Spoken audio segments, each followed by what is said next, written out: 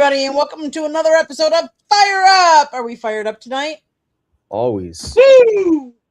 I'm fired up because, let's see, Vrabel got Coach of the Year, McCaffrey got Comeback Player of the Year, Myles Garrett got Defensive Player of the Year, and Carolina Panther Ted McMillan gets Offensive Rookie of the Year. I could see that. Oh, Duke fell off the. Who got Defensive Player of the Year? Second half. Did Schlesinger? Say what? Who got Defensive Player of the Year? Defensive Rookie of the Year? Was it Schlesinger? Carson Schlesinger? I think so. And I know that the Pepsi 3 Rookie of the Year went to Tyler Shough. Did anyone watch the snow race yesterday? I personally would have given Defensive Rookie of the Year to James Pitts. Nick, yes. But at the same time, Panay was on a 9-8 team, and Joe Thuney was on a team that won the division. It was probably going to end up at Bulls or Thuney when all was said and done.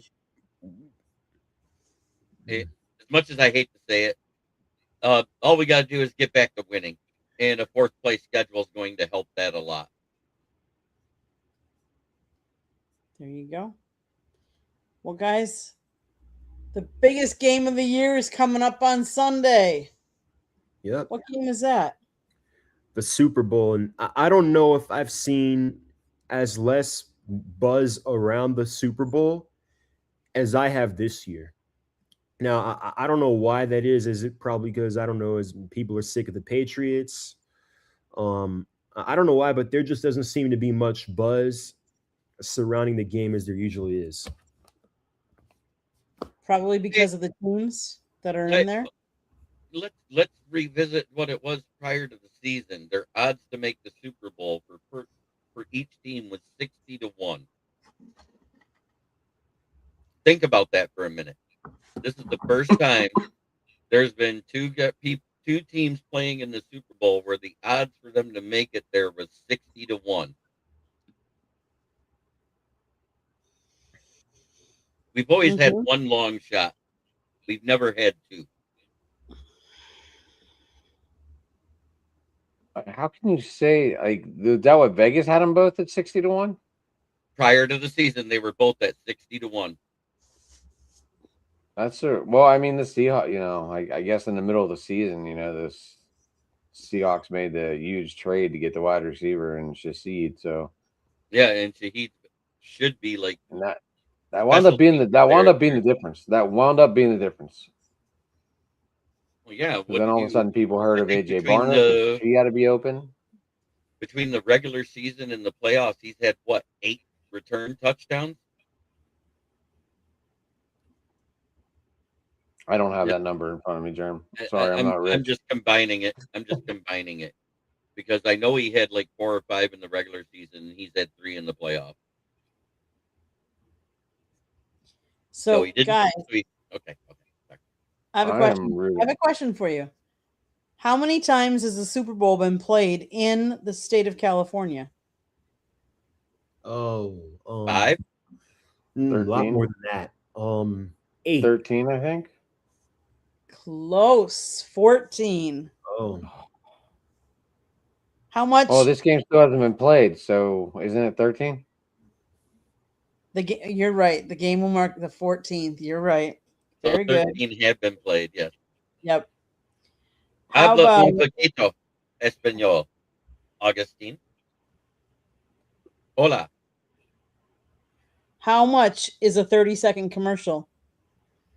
I'm going to say, for one, I think it depends on who's shooting it. It could range from... Yeah, what quarter are we in? Maybe less than $1 million to maybe tens of millions, maybe 5 million, not tens of millions, I don't think, for commercial. Maybe okay, what 5 about million, 8 million. Yeah, commercial during halftime. Wasn't it 30 million last year? Say 25 million. How about 8 million? I say a lot more than that. 8 million, you said? That's what it. I think Candy's looking at the numbers right in front of her, so it's hard to dispute that. So there's a hint right there. Last year it was closer to 20 million. This year it's 8. That's what I'm not going to start this political shit on the stuff on the show tonight, but I really think Bad Bunny ruined a lot of this Super Bowl. They're in San Francisco. They're in Levi Stadium. They could have had any of the San Francisco bands, any of the California bands come on and do halftime. Metallica, Green Day. They could have had any of them two bands come on there and made this halftime show be for the hometown. I mean, before they announced it, I was thinking with how many artists come from the Bay Area, like E40, Too Short, like they could have had any of those guys perform. That's what the point I was getting at, Samir. Like I'm surprised they didn't have it. Like similar thing happened in Atlanta. Like we have a lot of artists who are from Atlanta. Ludacris. They chose Maroon 5 that year. So last night I asked this on my show because I know that there's an offshoot one doing their own halftime show too in protest of Bad Bunny. But Turning Point has one. And then there's the Super Bowl one, which is Bad Bunny, right? Which one are you watching? I think it depends what time I get home from work. I'll be honest. I'm gonna watch the real one. Oh, yeah, I don't know. Goodbye, I guess. It's just we're talking football. This is a sports show. Sorry, August. Or are you watching the puppy Super Bowl too? Yeah, the puppy. Brought the puppy bowl back. Michael Ditton Edwards is going to watch the Puppy Bowl because this is the 23rd year since the beginning of it, but I think it's only Puppy Bowl 12, if I remember right. It's like they did it for a few years, then they quit for a while, then they came back and did it again, then now they're doing it again.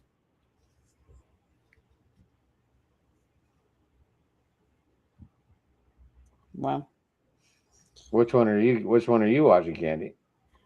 Probably, I don't know. I mean, I'll probably have the real one on. I don't know that we'll be listening to it as much, or that's time to go get Point because it's got Kid Rock and quite a few really good artists. Does it? Like I'm not one to really talk, but I don't know anything about the actual Super Bowl singer. Yeah, I don't either. But I know that he is from Puerto Rico. I knew that, Jeremy. I know he hates our current leadership in the president, and he hates ICE, and he says, I'm afraid to do this show because some of my fans might get deported, is what he was saying in an interview earlier this year. And I was like, what?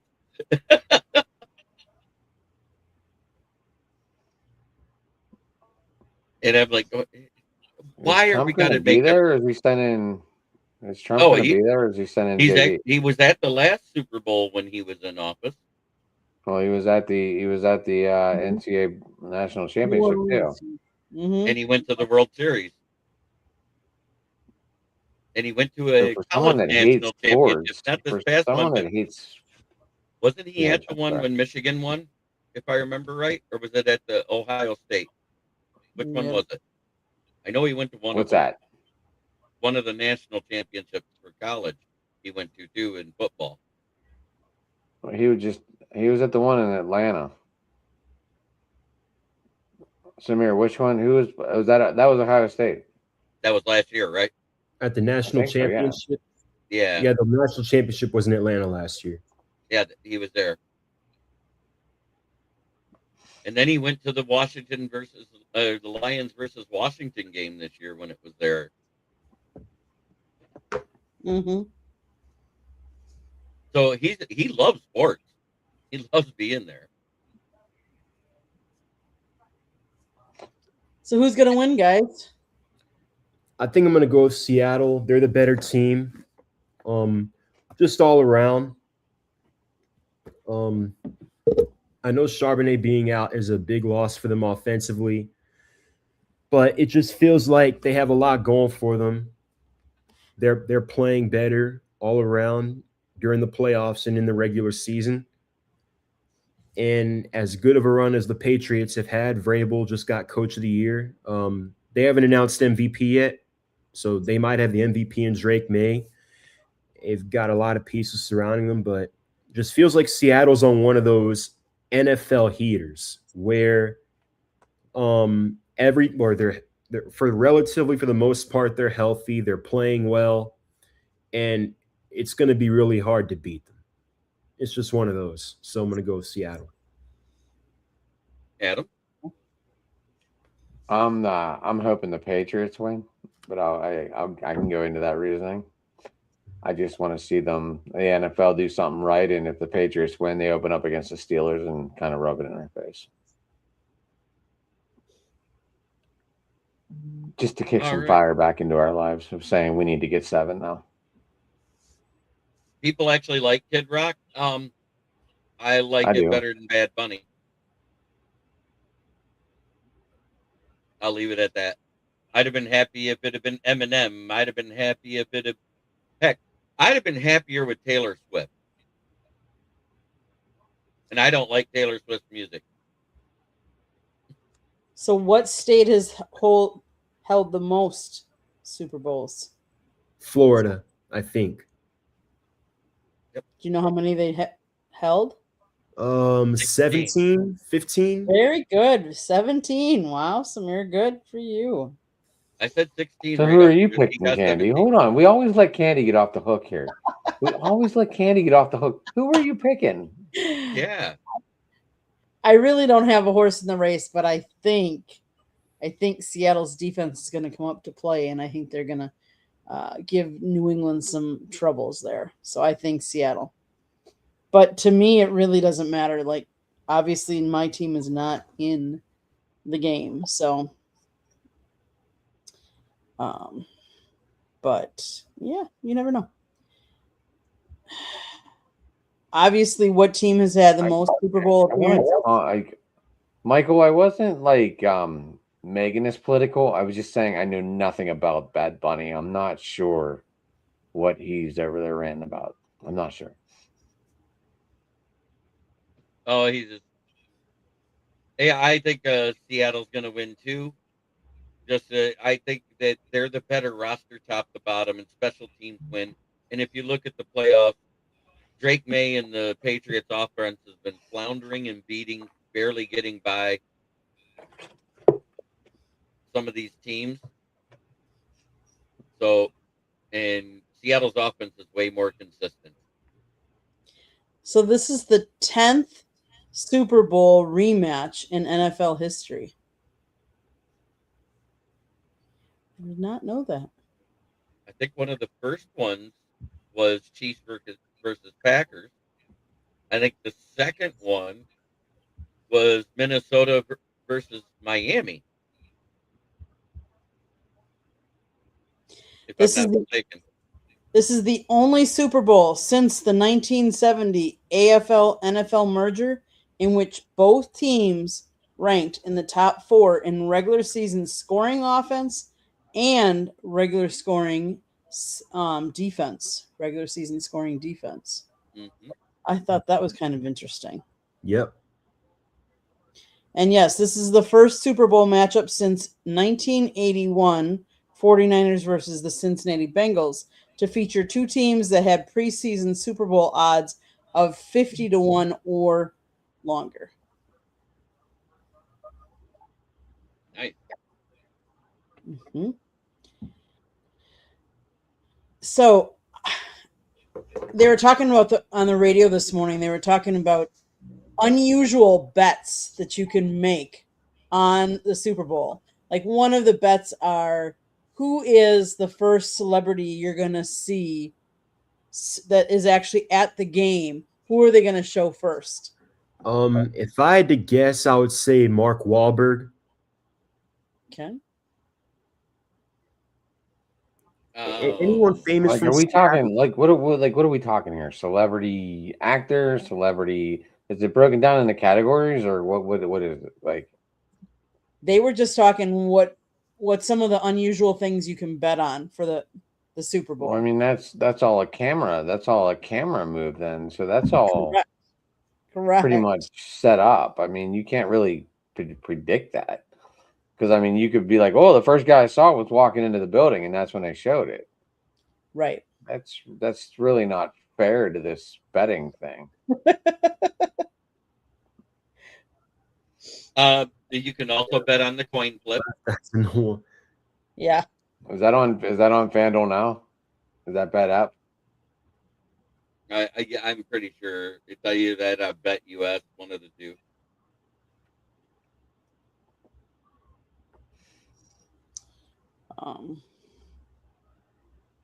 Man, Samir, is this true? Are you doing this? Should we put the bet in? I don't know. Maybe. It's confidential. Oh. Remember when all them people got caught doing that because they bet on themselves running onto the field? Oh, I What don't was know if that? that's ever happened, but I think it was a soccer match. So Sam Darnold is looking to become the first quarterback to win a Super Bowl after playing for at least 5 different teams.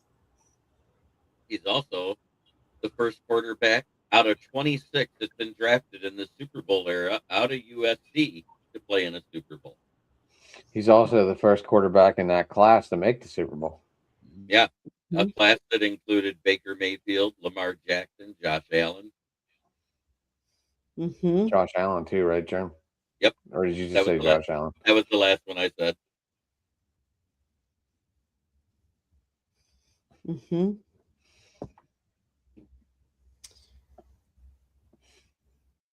So who's Scott taking for this one? I don't know. Oh, you didn't even ask him? I didn't. I haven't asked him. We went to the Senior Bowl. He's kind of been sick under the weather. Like, we were exposed to some really cold weather that we're not exactly used to most of the week with that, Arctic blast. And so he's been pretty sick, but he's drummed up enough energy to do his shows, and that's about it. Let that man rest. Exactly.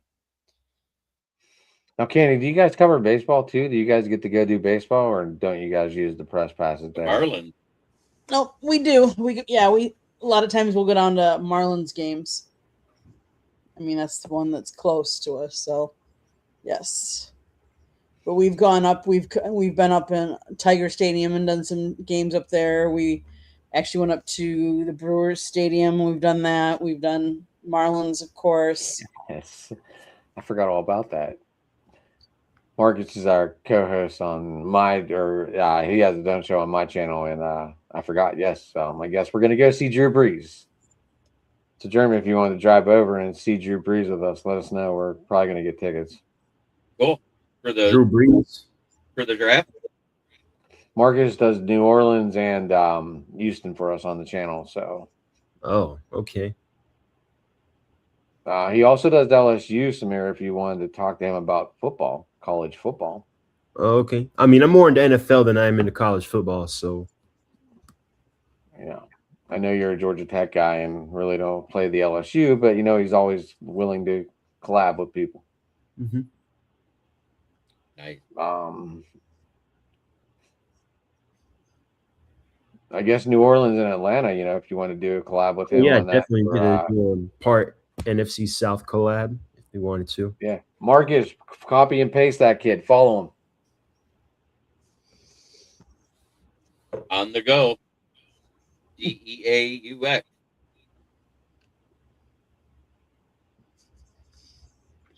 I keep it in a second. So, been a lot of coaching changes, a lot of coordinators. They have moved around, yes. I gotta ask, did they need to watch that race this week? On Wednesday that got postponed. What race? The first race of the year for NASCAR. No. Ryan Preece just ran away with that thing. Holy cow! Anyway, and it was like 30 degrees. They're out there running these cars. I was highly impressed. I forgot they were even running it. Yeah, they were supposed to run Sunday, Jerm, but the snow canceled it.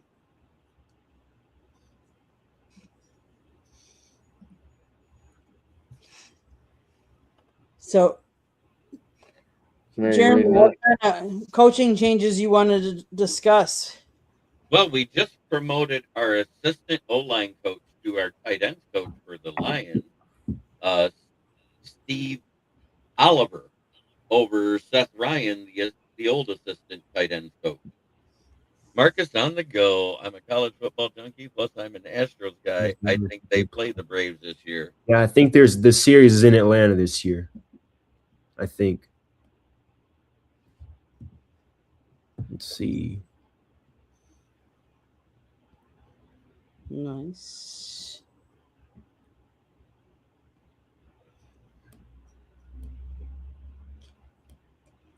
The Pirates signed Jose Urguade today. I was going to say there's a lot of NBA news. We didn't really get into that, but there's a lot of NBA Busy trades. trade deadline. Yes. And I should say this.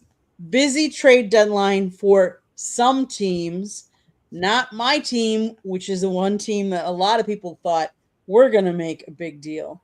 But Giannis is still a Milwaukee Buck. A lot of people thought they were going to move him. Any NBA trade that really stood out for you guys? The Clippers trade with the Pacers. I think it's a win-win for both sides, but the Clippers, I think, got the slight edge. So they get Mathurin and 2 first-round picks, including the Pacers' first-round pick this year. Now, I think if it's 1 through 4 or anything after 9, the Pacers, if it's 1 through 4, it's going to go to the Pacers. If it's 5 through 9, the Clippers get it as a condition of the pick, which I don't know if I like that deal for the Pacers, because I think especially in this draft, and the Pacers, I believe, are second to last in the Eastern Conference this year. That's a pick I think you want to keep. So they get Zubac, but they have to give up the pick. They give up Mathurin to the Clippers. So I think it's a slight edge of the Clippers, but the Pacers, when they get Halliburton back, and if they keep that pick, I think they can definitely be a contender again next season. Now, the Anthony Davis to the Wizards one, I don't know if I understand that one. Now, the Wizards do have a nice core that they're developing, a young core. They have Trey and they have AD. Now, the question is, I don't know if either of them are still going to be on the team by the time that young core develops and gets into their prime. But I think if Anthony Davis can stay healthy, which I wouldn't bet on that, the Wizards can definitely be a playing team next year. Playing team, if everything goes right, maybe in the top 6. Okay. Nice. I don't have a basketball team. The one that was with me was the 3 teams trade between the Bulls, Pistons, and Timberwolves. We got rid of Jaden Ivey and Mike Conley Jr. from Minnesota. Detroit receives Kevin Huerter, Dario Saric, and a 2026 first-round protected pick swap with Minnesota, which means if we end up in the playoffs, we don't get into the lottery, and we get their lottery pick in this coming draft. I think that was a huge move because we eventually had to start getting rid of players that are on expiring contracts because we're not going to be able to afford them. We got Cade already. We got Duran locked up. We just re-signed Beef Stew. Well, thank you. Like him and does that mean you're going to start going, well, I'm Slim Shady, the real Slim Shady?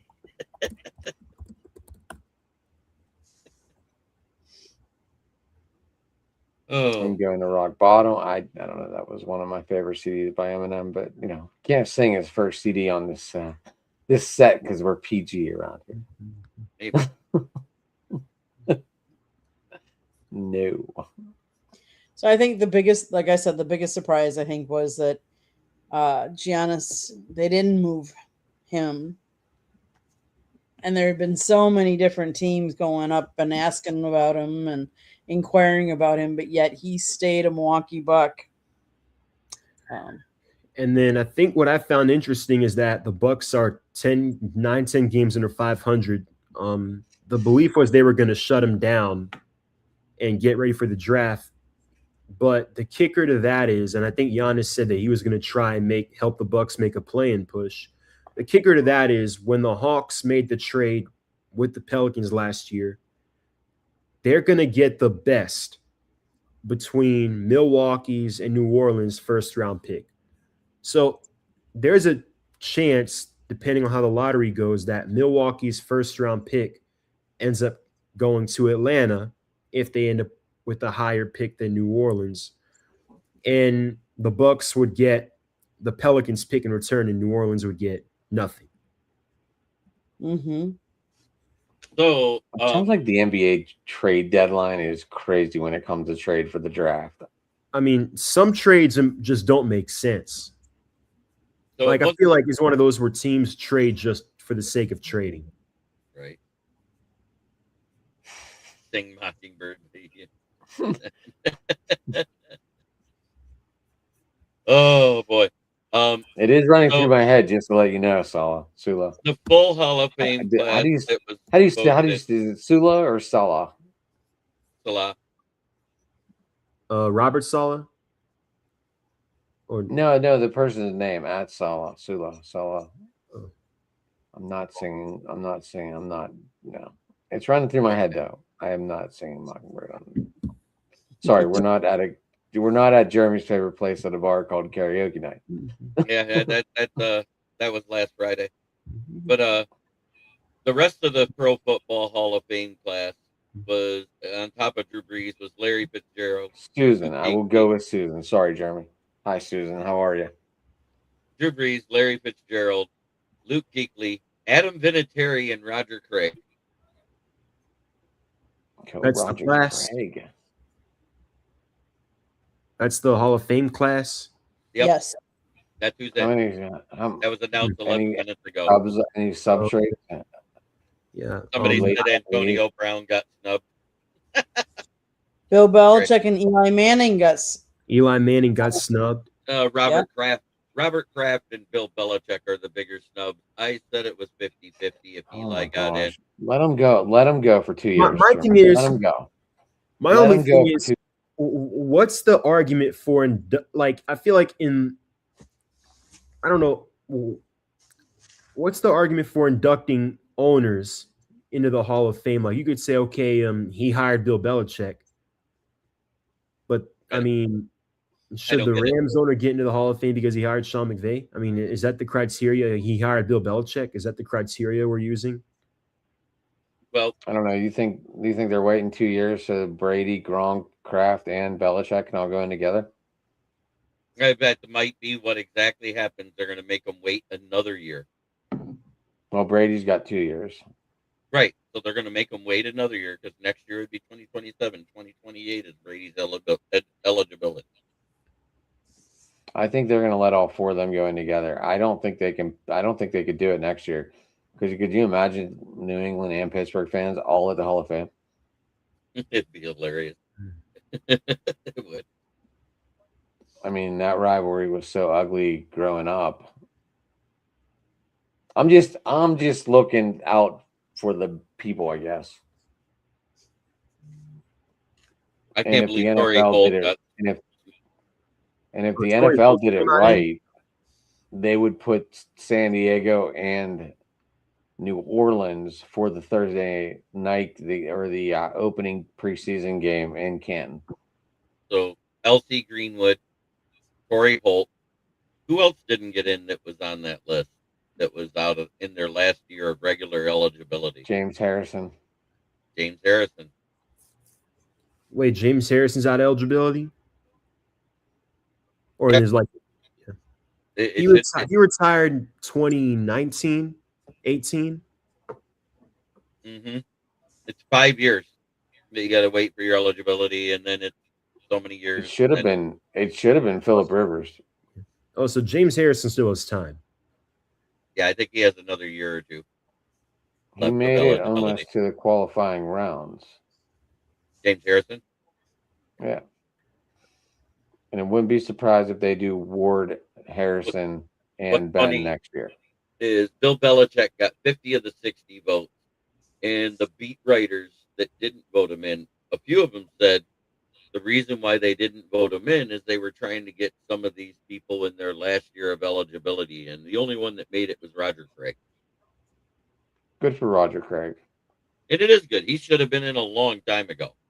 A long time ago. Same with Carson Corey Holt. Schlesinger, Defensive Rookie of the Year. Who did it? Carson Schlesinger. Yep. Good for him, man.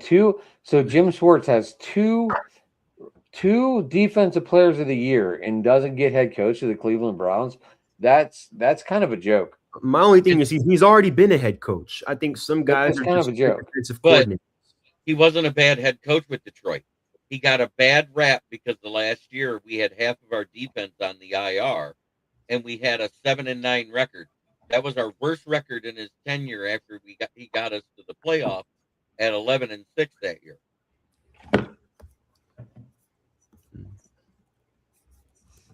Like Jim Schwartz might not even come back now. Yeah, Jim Schwartz is. You know what I said? I said what would be great. It's whether he goes east or southwest. And Pittsburgh could say, "Hey, you want to be a senior advisor to our defense? Not give him a title. It's not a lateral move." Patrick Graham, I think, is who we hired.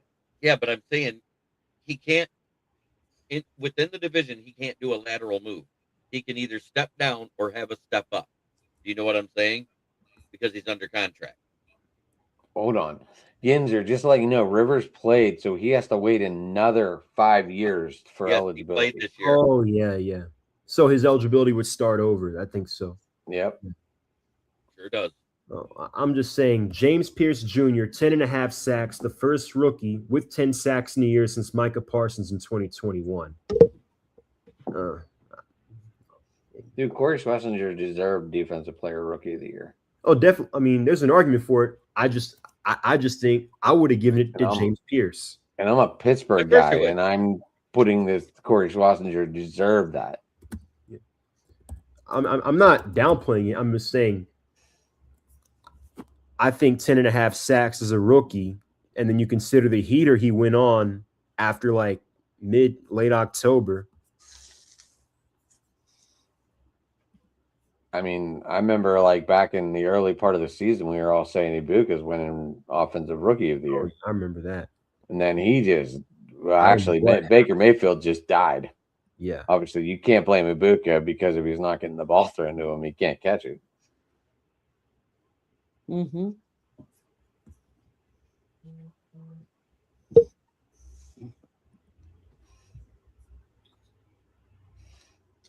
You guys want to anyone play fantasy hockey? No, not at all. No. I started the season 0-4, and now I'm 13-4 and in first place somehow. Was this your first year playing it? It's what? Was this your first year playing fantasy hockey? No. Oh, okay. No. Because I like no, but like I started 0-4, and at that point I was just like, this is over. Yep, that's the other thing. Phillip Rivers got full coverage for his kids again.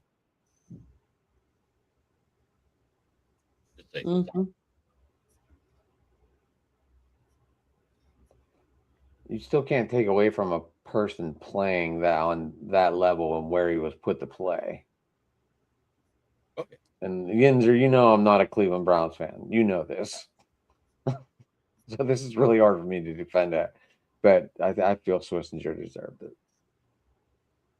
So a lot more than when Myles Garrett got defensive player of the year when TJ Watt outplayed him and he only played 6 less games.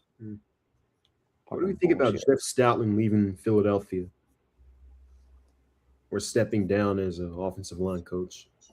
I think that's a huge loss for them. Yeah. He's been the offensive line coach since 2015, I read. 2013. That was I think one of the only good things that Chip Kelly did when he was in Philadelphia.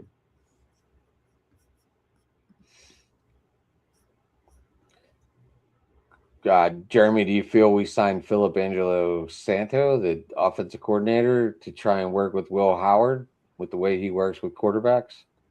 As More the than OC? likely, but I think you're going to get Aaron Rodgers back another year. No, God, no. He's the one that went to the front office and said, if you hire Mike McCarthy, I'll come back. No. I'm just saying. Just walk away, dude. All you threw was screen passes and short bubble passes. Couldn't throw the long ball after a while.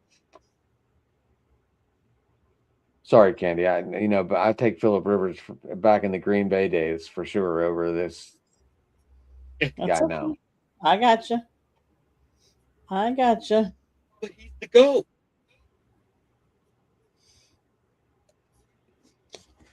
And I don't know that I would. laughing. I don't know that I would say the Pittsburgh Packers. It's almost like the Miami Packers.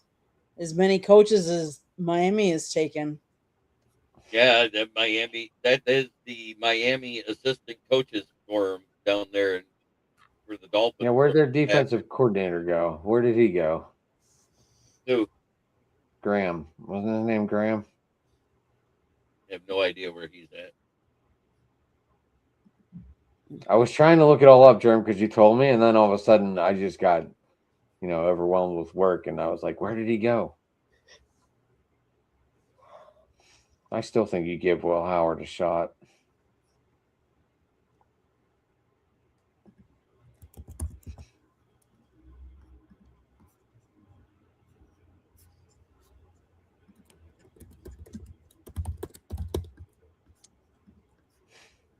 Oh, yeah, they did just release him, huh? Zach Robinson went to the Bucs, Brian Dable to the Titans, Mike McDaniel to the Chargers, Bieniemy to the Chiefs, Matt Nagy to the Giants. There's a total of 21 coordinators that changed teams this year. That's huge. That seems like a lot. It is a lot. I mean, we got two offensive coordinators in our roster of coaches here in Detroit, Petzing and Kafka. Is your coach giving up the play calling duties? Yes, 100%. That's that why we hired two OCs. Fourth down too much? No, that's always Dan Campbell. That's Dan Campbell's staple. But I know that. But I mean, is that why you went out and got an offensive coordinator for that reason? No, we did it because the last offensive coordinator argued with Dan Campbell, and that's why Ben Johnson. Ben Johnson was a monster. Yeah, but I'm talking about Johnny Morton.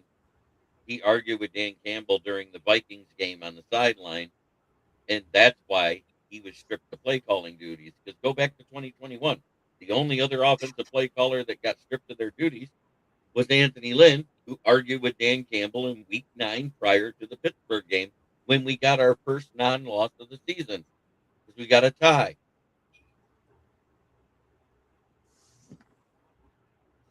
I think Nagy's going to be okay with Dart. As long as he doesn't bring that Tecmo Bowl playbook that he had in Chicago, he'll be fine. Why? He's got Bo Jackson back there. Whenever Scadaboo's back. If Scadaboo keeps wrestling, he'll never come back. He'll end up with more concussions from that than he did from football. I think the Steelers are going to draft Ty Simpson or that LSU QB in the later round. I've not even looked at the draft yet. God, because who knows who's staying now with this? Now with the NIL opening up and letting people come back for 6-7 year. Giants fans, according to NFL Network Radio, are mostly pissed about Nagy. They go from hailing Harbaugh as the savior, then they are blasting him for hiring Nagy. Go Giants! Yeah. I mean, I don't understand the net. I mean, it's not a horrible hire. You could do worse, but it's underwhelming. I definitely think it's underwhelming.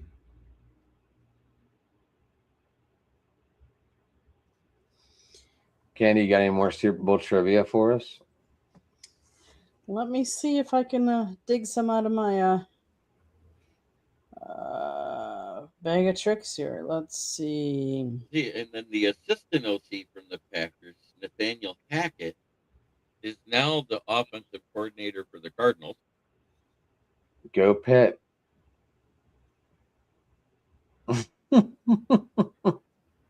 I think that might be the worst hire ever. But anyway, that's just me. I think one of the best front office head coaching moves that was made this year was Ian Cunningham, the assistant GM to Ryan Poles, the one that was the head of scouting there.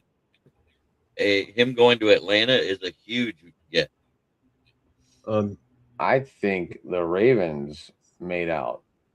You know, they hired the coach they were after, but they also brought in two guys they brought in for the head coaching interview to be coordinators. Yeah, they got Declan Doyle as their offensive coordinator, and then they got Anthony Weaver to be the defensive coordinator. Right, and they both were interviewing for head coach, and they still came back and became coordinators. Yep. And then Mike McDaniels turned down his second interview with the Bills to stay as the OC of the Chargers, which that made no sense to me. But the Browns hiring Todd Monken is the head scratcher.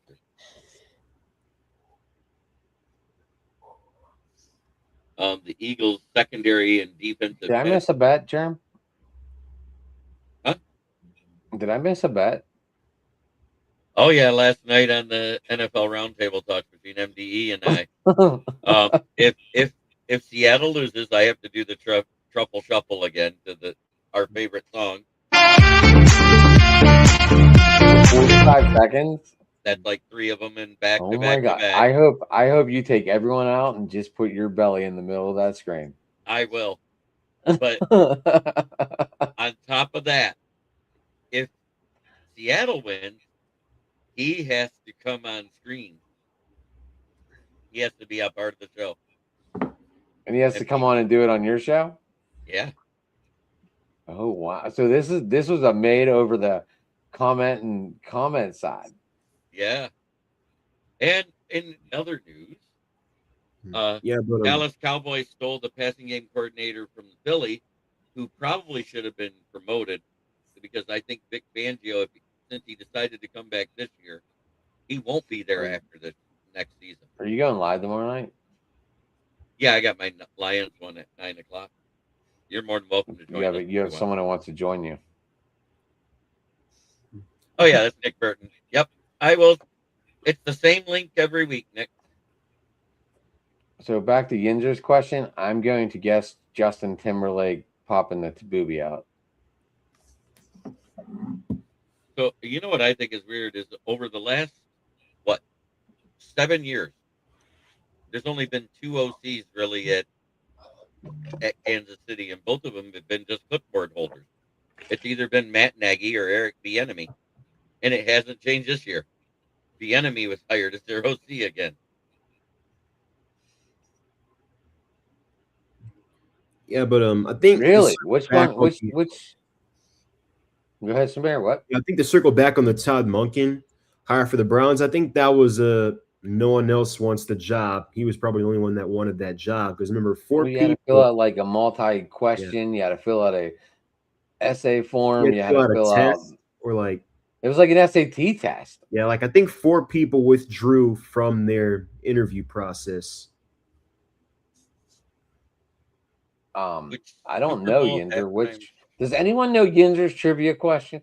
That was I don't the know one. That was the year that it was the 49ers with Kaepernick versus the Ravens, if I remember right. Whenever the lights went out. Yeah, Jim Schwartz wanted the job. That's why he's pissed.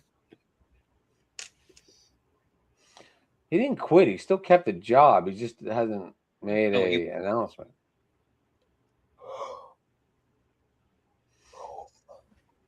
Candy's showing that she's been up for a long time today. Yeah, it has been a long week, but it's okay. It's all good. Oh, that was the Beyonce one in 2013. Yep, that's the one. My favorite one was who was that was in it? All I remember is the halftime show was Janet Jackson and Justin Timberlake. That's the one I thought it was blacked out too. Apparently, he's saying Beyonce. That was not a blackout. That wasn't a blackout. But that halftime show has never aired again. and it's a damn shame.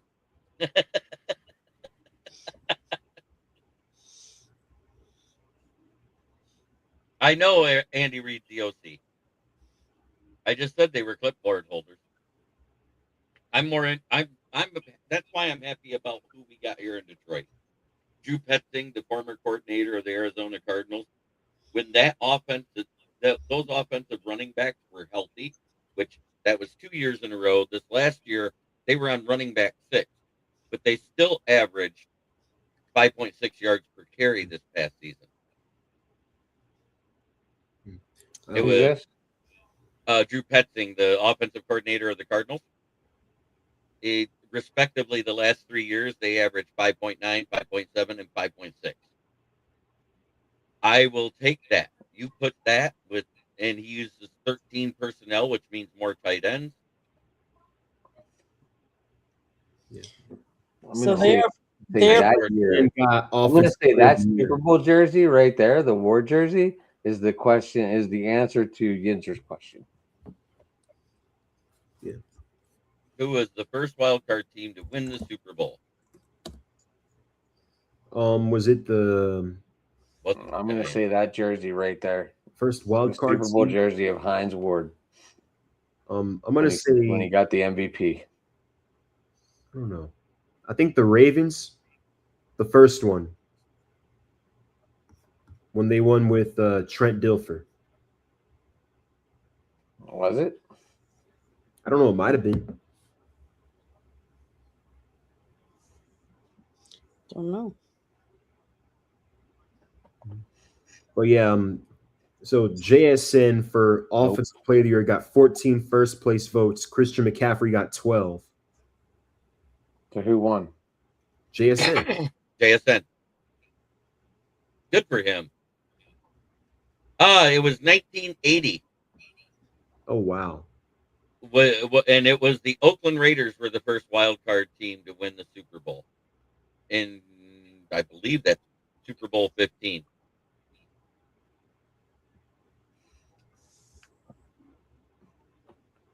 Yep, Eddie Prather just verified it. 1980 Raiders. It was 27 to 10 over the Eagles. Tom Flores, nice. Yep, that was the Tom Flores coach Raiders, right? Isn't that the year they made the movie off of with Vince Papali? Could be.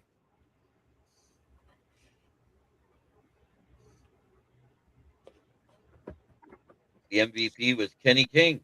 Nice.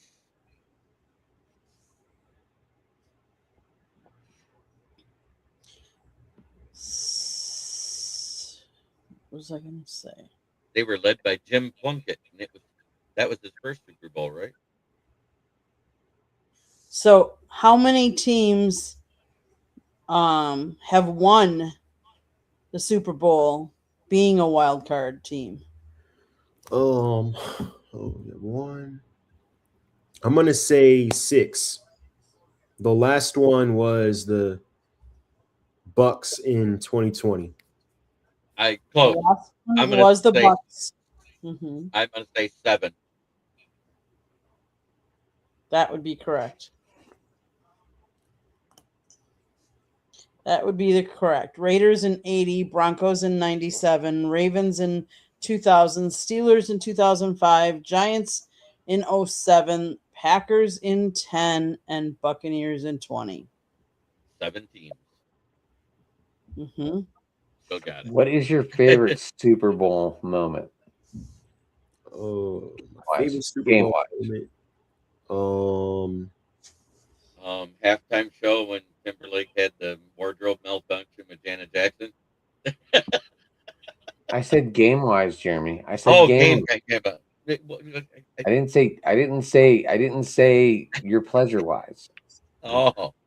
I would have to go with I don't. That's a tough one. I think I would say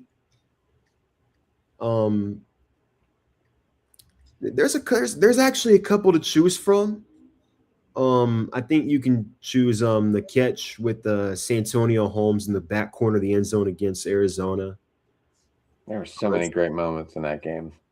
I think Robert Alford's pick six against Tom Brady, regardless of how that game ended. When Robert Alford had that pick six right before halftime, I was at a watch party at a Taco Mac, and the place just went nuts. Like, we're gonna win the Super Bowl. But halftime of that game was the last time I spoke to my son. And I sit there and he goes, I think Atlanta's going to win their first Super Bowl. I said, don't count out the Patriots.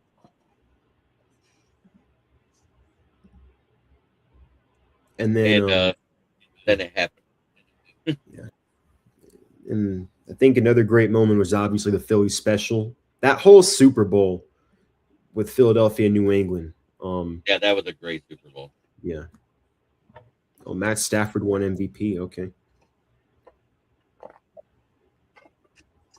That's what the note says. Seems like it. So Raheem Morris is going to be the DC of the 49ers next year. Yeah. In all honesty, he was a bad head coach, very bad head coach, but I think he is a pretty good defensive coordinator. I think it's a good hire for them. He was probably the best option available when they lost Robert Saleh. So we actually play the 49ers in Atlanta next season. I think that'll be interesting. Hopefully we put 30 on them. Michael Penix throws for 300 yards on them. So, yeah. Marshawn Lynch laughing at Pete Carroll after not getting the ball. That might have been the funniest moment I've ever heard him talk about. That Super Bowl made me cry because I literally thought, I was like, okay, they're on the one. Why would you throw it? Why would you throw a slant, especially a slant? Against that defense, against that zone defense in particular. You throw an out all day against that defense where it could be a bad throw out of bounds or you just give the ball to Marshawn Lynch and run it up the middle. I mean, that made a lot more sense. That's amazing, Yenzer. My favorite Super Bowl moment was watching Super Bowl 43 in the That's like me, Yenzer. The first night home, my Penguins won the Stanley Cup. I was holding my little boy. Pete Carroll was a DA to call that play. What the heck?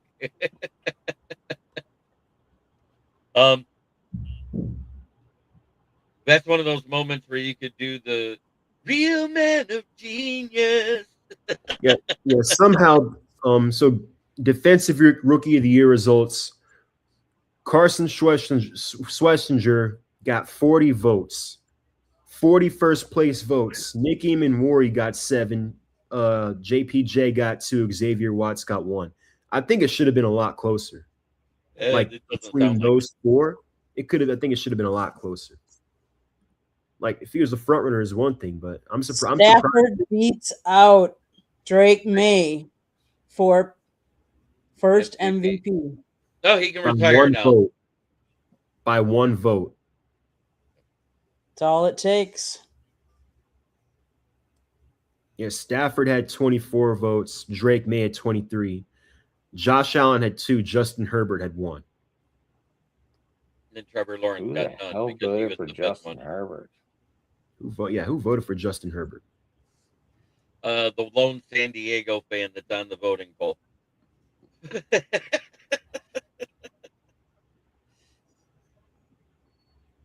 Yinzer, I forgot I was holding my kid whenever the Penguins won, and I jumped up with him in my arms. Yeah.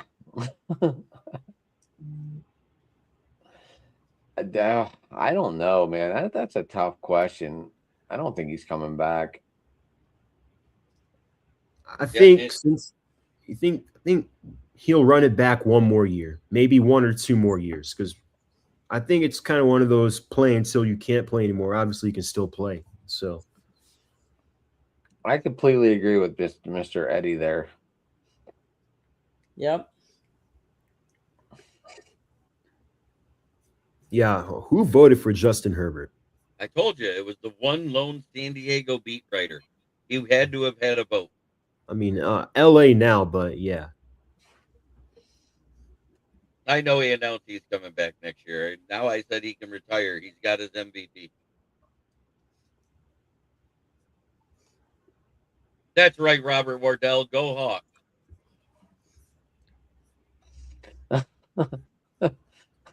It looks like your Depends helped you out. All I know is when you get on the 1 yard line to win the game, it better be Halani or Kenneth Walker that punches through that offensive line.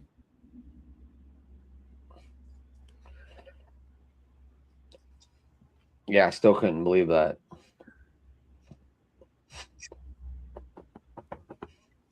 Just wild. Jeremy, you wanted to talk a little bit about transfer portal failures. Yeah.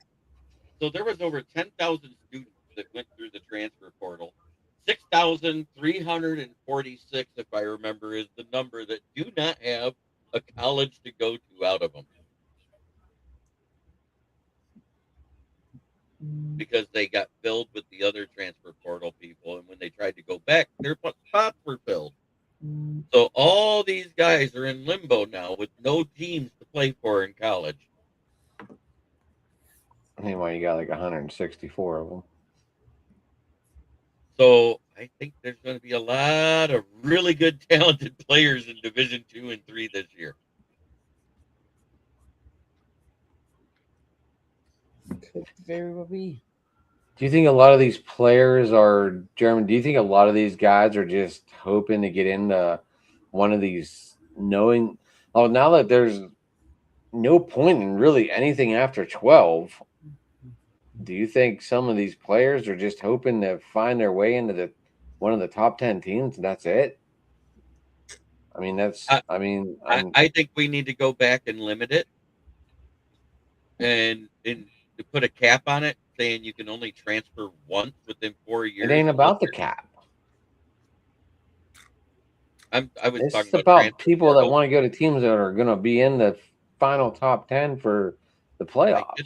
That's what it sounded like to me after listening to what people were saying. I know I just cut you off, and I'm sorry about that.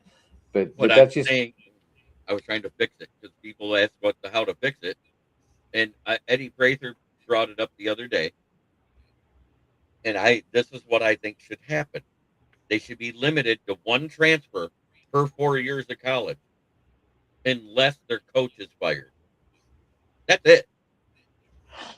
Or their coach changes team. Because when a coach changes the team and breaks their contract early, they have to pay back. There is a buyout that they have to do to leave that team. They don't just automatically get that money. I mean, do you think another way to save this might be going into like a shorten a season and just turn it into like a massive playoff tournament? Like let 16 teams on each side, let 32 teams make the playoffs so the nil could be more evenly fixed amongst everyone and everyone has a real chance. I mean, now, it may be ridiculous, but I'm going to say one thing. If he's in there doing the after studies to get his master's or a doctorate in something, if he's actually attending classes, I don't mind that they're letting him still play. But if it's like what it was with Carson Beck, and I'm going to say that was a travesty. He played a year at Georgia with no classes because he graduated already, and then played at Miami with no classes because he was already graduated. Well, that's like Chandler's right. Isn't Chandler staying for a 6 year of eligibility now? He was denied. He was denied it by the end. No, is that what that was about? I just saw that. I didn't really. I was trying to get caught up because you told me what we were talking about, and I was trying to get caught up. So sorry about that.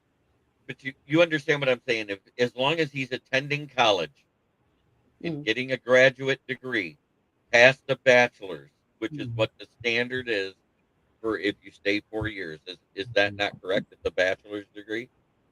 If you're going to stay past that and you're going to go for your master's or doctorate or PhD or whatever, no matter what it is, what if he's in the medical field? Yeah, and Chambliss was attending classes. I get that. That's not what I'm saying. They denied him. Yeah, unlike Beck. So he has to go to the NFL now. And if he doesn't get drafted there, he goes to CFL. But I guarantee you he's the second best quarterback this or draft. US or the XFL. Like realistically, I think you do have to consider taking a chance on him in maybe the second or third round. I think you can definitely take a chance on him. Mm-hmm. Who's that, Beck? Is that who you're talking about, Spring? No, Chambliss. MD, I'm just saying, as long as he's attending classes, or maybe he's got a sub major he's doing, or whatever, as long as it's graduate studies after his bachelor's, if he's attending college, I'm good with it. If he's not attending college and he's doing the Carson Beck route, I'm not good with it. That's what I was saying. He might be waiting out to where he's the number one quarterback to be drafted. You would take Michael. You would take Chambliss over Mendoza. Interesting. He's a more athletic prospect. Mendoza's a better QB from what I've seen of him.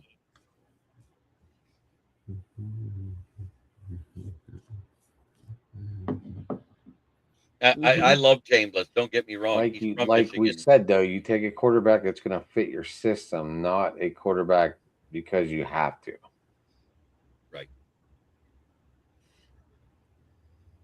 I agree. I mean, just because Mendoza won the... Put it this way, Clint Kubiak is going to the Raiders because they're getting Mendoza. I mean, just because he won the Heisman and won the national championship, that was 1 year. What did he do the other 4? You know what I'm saying? Mm-hmm. Yeah, I agree, Eddie. 1 year gets you that paycheck. No doubt about it. Well, Mendoza was really good at Jackson State, too. It's just they had a horrible defense.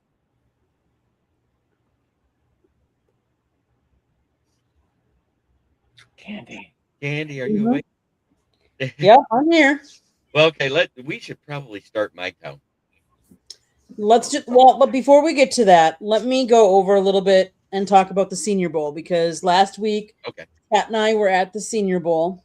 And for those of you that don't know what the Senior Bowl is the best senior quarterback or senior college players are invited to the Senior Bowl. Now, not all of them accept, obviously, and some of them that are, I would say, think that they already are a shoo-in to get into the NFL, maybe don't go, but a lot of them do. And what they do is they divide them into 2 teams.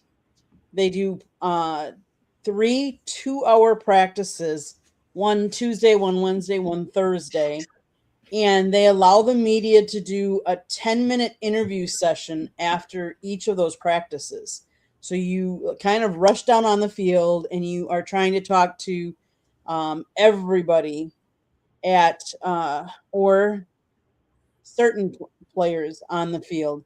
Sometimes you can get to them because obviously there are some players that all the media want to talk to, and sometimes there's, just a little bit. So we were there. We talked to, I think Scott talked to at least like 20 different people, 20 different kids. Eddie, Malachi Fields, who did he play? Who did he play for? He was on the American team on defense, I believe. Yeah, he had a good game. Yeah, and then there was the game, of course, and stuff like that. The one kid that I felt bad for is the one kid that actually in practice broke his foot. Who was that? That's the worst. I think he would. Let me go back and look because I felt so bad. He was the running back, right? He was. Notre Dame. Oh, Jeremiah? Was it Jeremiah Love or was it the other one? Let me see here. Nick Singleton suffered a broken fifth metatarsal in his right foot during the Senior Bowl practice.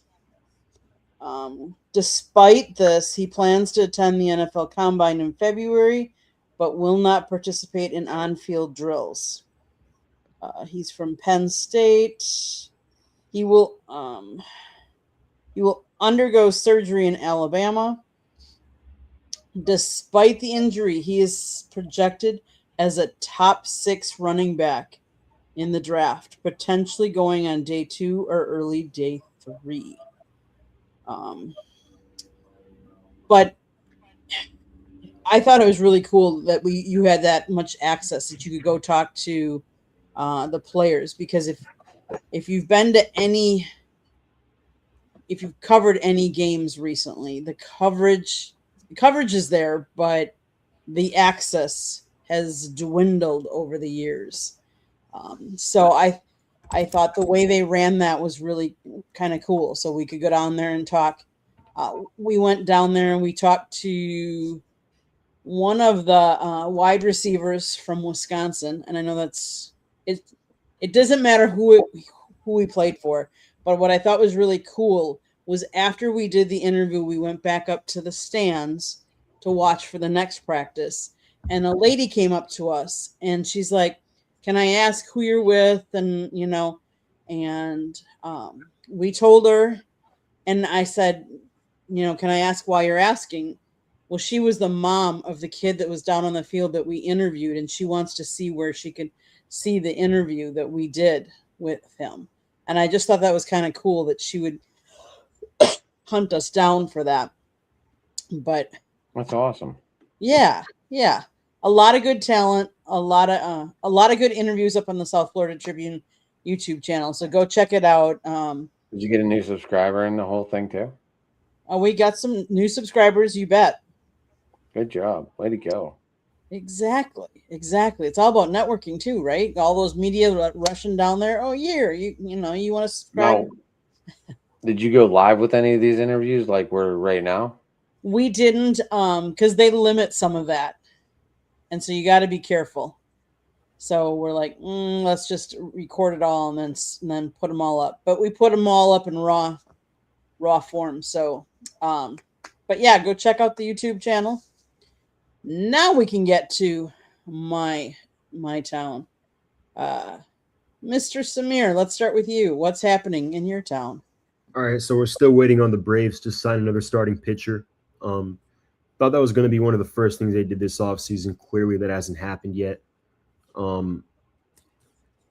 With the Atlanta Hawks, I think it was probably the busiest trade deadline week in recent memory that I can remember with the Hawks. Usually they don't really do much. They've usually stood pat. But I think with the new general manager and them obviously moving on from Trey early in January, I think what Ansi Soleil wants to do is he wants to reshape the roster to build around Jalen Johnson, who was selected to his first career All-Star last weekend. So they started off, they traded Vit Krejci to the Trailblazers for 2 second-round picks. They acquired Dupree, the 6'9" forward, but he was waived shortly after to make room for the other trades. He would have spent time in College Park anyway. They trade Porzingis to Golden State, which was the surprising one in news. It kind of came out of left field. I didn't see Golden State as a potential destination there, and they get Jonathan Kuminga and Buddy Hield back. And for the most part, it's been mixed reactions. How you feel about this trade specifically is is going to have a large impact on how you may feel about the Hawks deadline in general. Kuminga had a big part in their championship run a few years ago. A lot of upside, 23 years old. And then you have Buddy Hield, who's a top 10 all-time shooter in regards to three-point percentage, and they get Porzingis out of there. He's an expiring deal. He only played in 17 games all year. So unfortunately, he wasn't the asset we were hoping he was going to be. Here's the one that didn't make sense. They trade Luke Kennard to Los Angeles for Gabe Vincent, a clear downgrade. But they did get a future second round pick, so it's another future asset there. But I guess when they trade Luke Kennard, they get Buddy Hield back. He's under contract for next year, and you already have Corey Kispert under contract for I think 2 or 3 more years. Those are your 2 sharpshooters right there. So there just simply wasn't any more room for Luke, unfortunately, in the rotation. That's unfortunate because he was really starting to play well.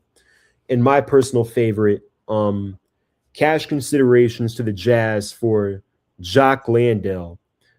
He does add some front court depth and size and get a lot of rebounds. He had 26 and 11 tonight in his first game, including a big 3-point shot at the end. And then Nickeil Alexander-Walker hits a game winner with 1 second left. They barely get by the Jazz.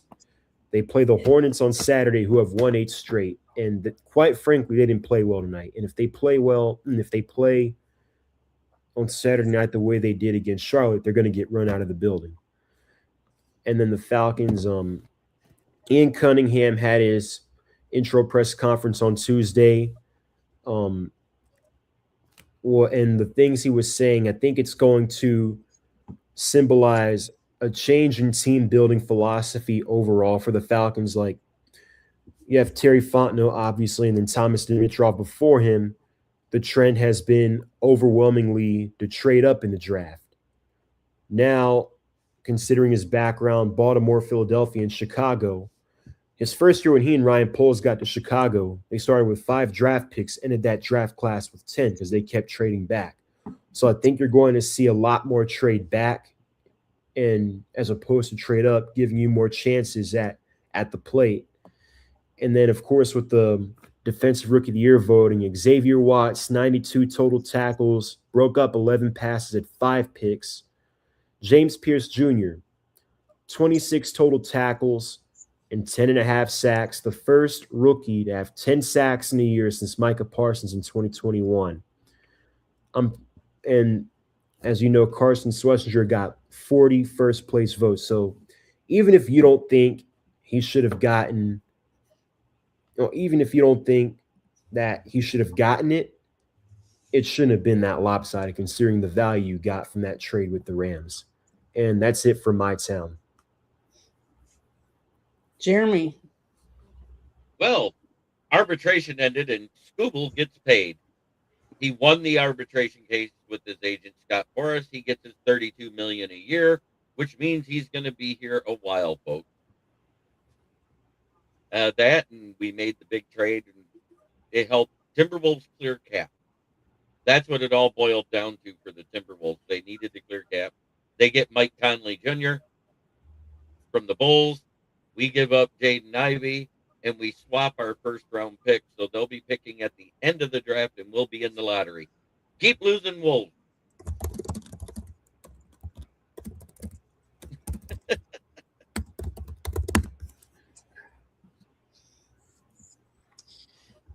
Adam. The Penguins going to be in second place in the division, and from where they were, they're still two games slacking. I don't know, what do you call it? They're still got 2 games in hand. That's what they call it. 2 games in hand.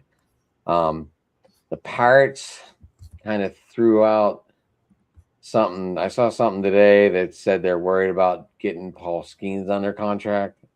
So I don't know if that's like early signs of we got to trade him to get something back. I'm not sure. Jeremy, you didn't even talk about the Tariq Skubal or winning arbitration. I started it with that. Oh, did you? Mm-hmm. Yeah. Shit. I did not say that word. Shoot. Steelers coordinators and coaching staff looks to be in line. We'll see where we go with Rodgers or Howard.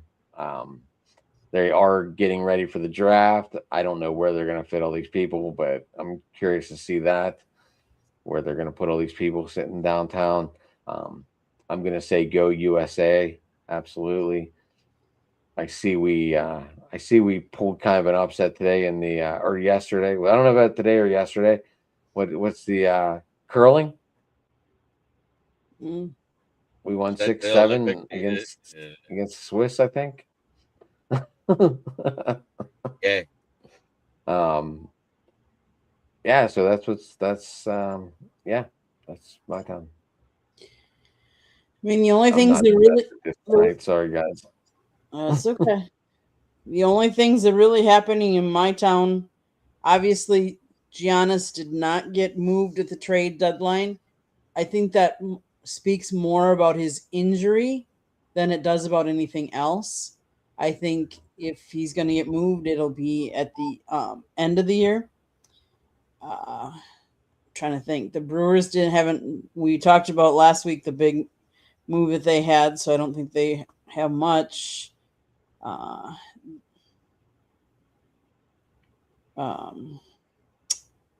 What else? I would say good luck to all the Olympians. I hope Lindsey Vonn does well. I feel really bad for her trying to make a last Olympic and then, blowing out her ACL last week on the last Friday before the Olympics. The only other thing, and I know this isn't sports related, and I normally don't get into this, but I've been kind of following.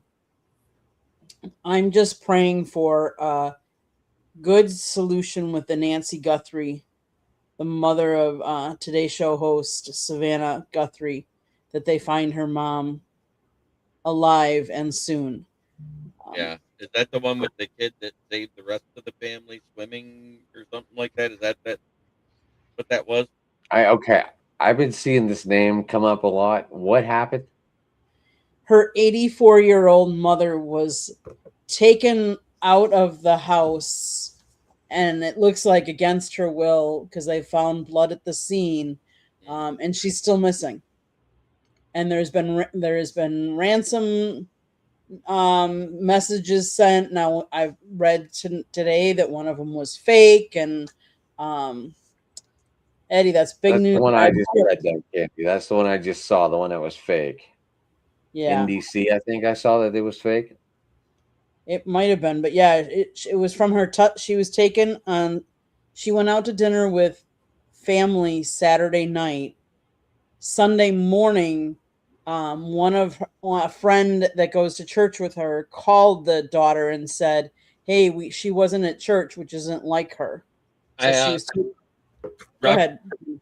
Robert Waddell was saying, "Explain to me how you can overpay Granby, but complain with pay." I didn't complain.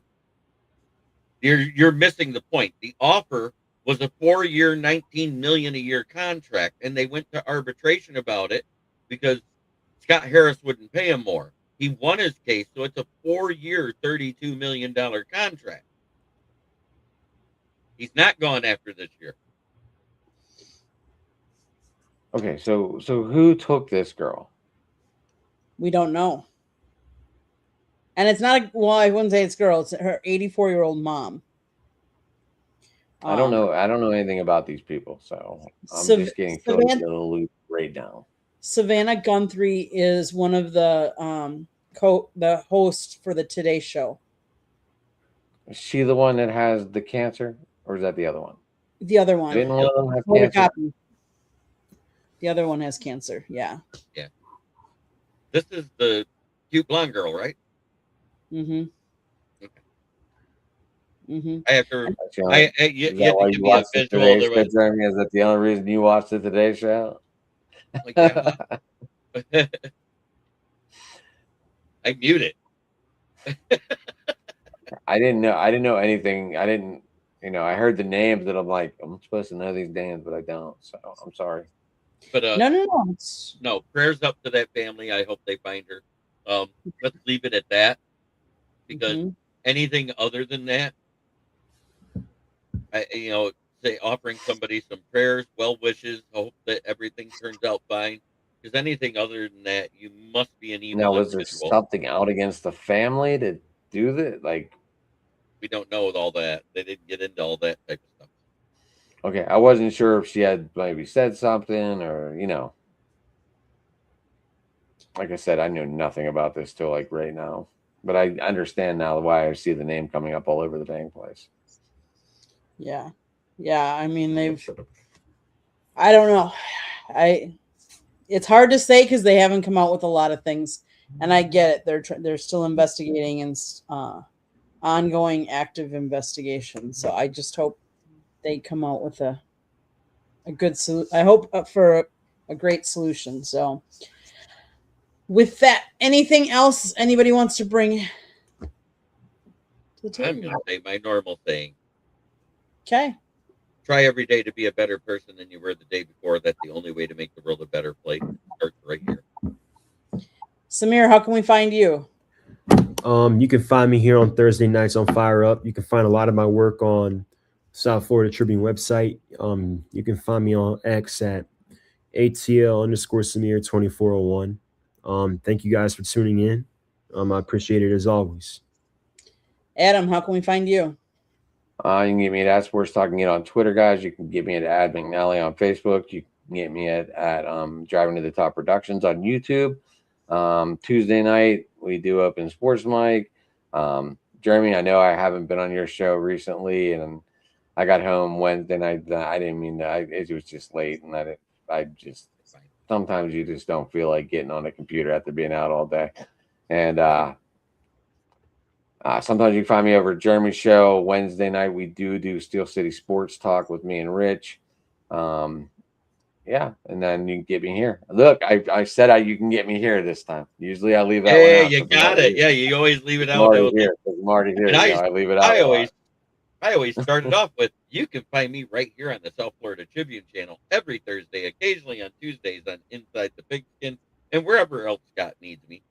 But you can find me every day, Monday through Friday at noon on my channel, which is Kneecap Fighting with the Motor City Lions. You can find my writings on the SouthFloridaTribune.com, where you're going to see a ton more draft profiles coming up until the draft, and even more after the combine, because I'm going to see other players that I wasn't paying attention to. And you can find me on Roku and Amazon Fire Stick on the Huddle Sports Network app. Awesome. South Florida Tribune Publishing Company published a book, Lessons to the Microphone, Tuning in the Enduring Wisdom of Visionary Leaders. It is written by my husband, Scott, the Motor City Madmouth Morganroth. Talks about his 40-plus years in the media and how it has evolved. Go get your copy today. It's available on Amazon, Barnes & Noble, Kindle, Google, and Apple Books. There's also an audio book out there. And look, Jeremy's reading as we speak. Awesome. There's also a link on our website, www.southfloridatribune.com, where there's a plethora of great content, including Jeremy's writing and Samir's writing. I have yet to get Adam to get me anything yet, but he's a busy man, so I understand. So with that being said, if I had time to write for you, Candy, I would do it in a minute. I believe I was thinking today, though, I was like, man, I'd really like to write about the Penguins right now, but I just don't have. I mean, I probably could make the time if I really put my heart into it. But whenever I get home from work and I'm just like so dead, I'm like, I was supposed to do laundry tonight, and I got home and I was like, I don't feel like doing anything. Don't get me wrong, I need to do laundry, but I'm not doing it now. It's 11:30. I got you. One last thing, red subscribe button, and that means you haven't subscribed to our channel. Please do so. Click it, like it, share it with all your friends and family, and then turn on your notifications. You're notified every time we go live. And then I would ask you to support all the people that we have on our network, because they are all giving their time to be on our channel. I'd ask you to subscribe to their channels as well. Amen. With that, thank you all that have been in the chat room. We appreciate all the comments. We love the back and forth. We love talking, and maybe not agreeing with all of you in the chat room, but hey, that's what it's all about, having some good conversation. So With that being said, everybody enjoy Sunday's Super Bowl. And we'll catch you next week. Good night, everybody. All righty.